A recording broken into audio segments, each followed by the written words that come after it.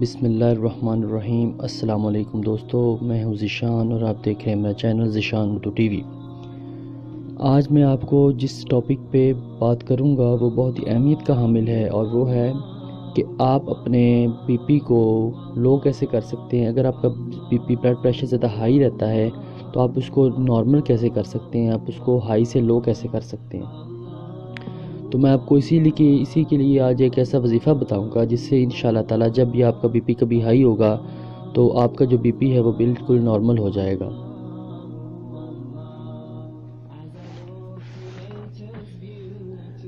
آپ جانتے ہیں جب ہمارا دل دھڑکتا ہے تو خون آپ کے جسم میں گردش کرتا ہے، سرکولیٹ کرتا ہے، اسے مطلوبہ توانائی اور آکسیجن مہیا کرتا ہے۔ خون گردش کے دوران نسوں کی دیواروں پر دباؤ ڈالتا ہے، اس دباؤ کو ہی بی پی کہا جاتا ہے۔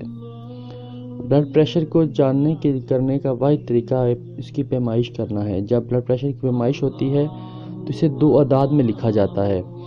اگر آپ کا بلڈ پریشر 90 سے ابو ہو یا پھر 140 سے ابو ہو اور یہ کیفیت کئی دنوں تک برقرار رہے تو آپ کا بی پی ہائی ہو سکتا ہے۔ اگر دونوں میں سے ایک عدد بھی بڑھ جائے تو بی پی ہائی ہو سکتا ہے اور آپ اپنے آپ کو بیمار محسوس کرنے لگیں گے، لیکن یہ صحت کے لیے انتہائی خطرناک ہو سکتا ہے۔ اگر آپ اس کو کم نہ کریں تو یہ دل، خون، نسوں اور دوسرے اعضاء کو برباد کر سکتا ہے، آپ کی صحت کے لیے سنگین مسائل پیدا کر سکتا ہے۔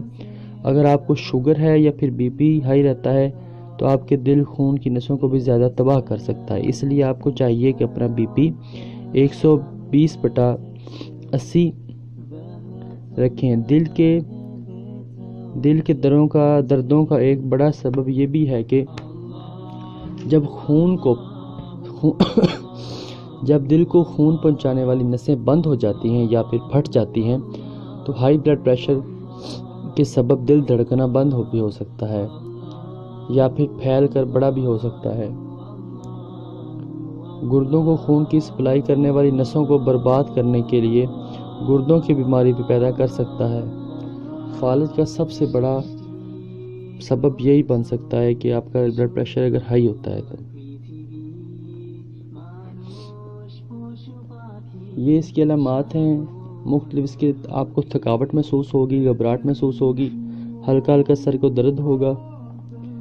جب شوگر کے مریض کی بیماری شدت اختیار کرتی ہے تو بی پی خطرناک حد تک بڑھ جاتا ہے۔ گردوں کے مریض پیشاب آور ادویات کا استعمال کرتے ہیں جس کی وجہ سے پانی کی کمی ہونے کی وجہ سے بی پی گر جاتا ہے۔ شدید بیماری صورتحال میں بھی بی پی متاثر ہوتا ہے۔ سگریٹ نوشی ترک کر دیں کیونکہ تمباکو میں موجود نکوٹین نہ صرف دل اور سرکولیٹری سسٹم کو متاثر کرتا ہے بلکہ اعصابی نظام کو بھی بہت بے ترتیبی کا شکار بناتی ہے۔ تو اب میں آپ کو وہ وظیفہ بتاؤں گا۔ آپ نے اول آخر 11 بار درود پاک پڑھنا ہے۔ 11 بار اول آخر درود پاک پڑھ کے اور اس میں 7 دفعہ سورہ اخلاص پڑھنی ہے اور اس کو پانی پر دم کر کے پی لینا ہے۔ نمک کا کم استعمال کرنا ہے۔ نمک واحد چیز ہے جس سے جو آپ کا بی پی ہے وہ بہت زیادہ بڑھ سکتا ہے۔ پھلوں اور سبزیوں کا زیادہ سے زیادہ استعمال کریں اور بازاری اشیاء کا یا تلی اشیاء کا کم سے کم استعمال کریں، یہ بھی آپ کا بی پی بڑھنے کا بہت ہی اہم سبب ہے۔ تو انشاءاللہ جب بھی آپ کا بی پی بڑھے تو آپ یہ عمل کریں اور انشاءاللہ تعالی آپ کو جو آپ کا بی پی ہے وہ بالکل لو ہو جائے گا، آپ کا جو بی پی ہے وہ نارمل ہو جائے گا۔ اگر آپ کا بی پی زیادہ ہائی ہے تو انشاءاللہ لو ہو کر وہ نارمل کی سطح پہ آ جائے گا۔ تو اگر آپ کو میری یہ ویڈیو پسند آئی ہو تو اس کو لائک کریں، شیئر کریں اور ہمارے چینل کو سبسکرائب ضرور کریں، اور ہم انشاءاللہ آئندہ بھی آپ کے لیے ایسے ہی دلچسپ وظائف لے کر آتے رہیں گے۔ شکریہ۔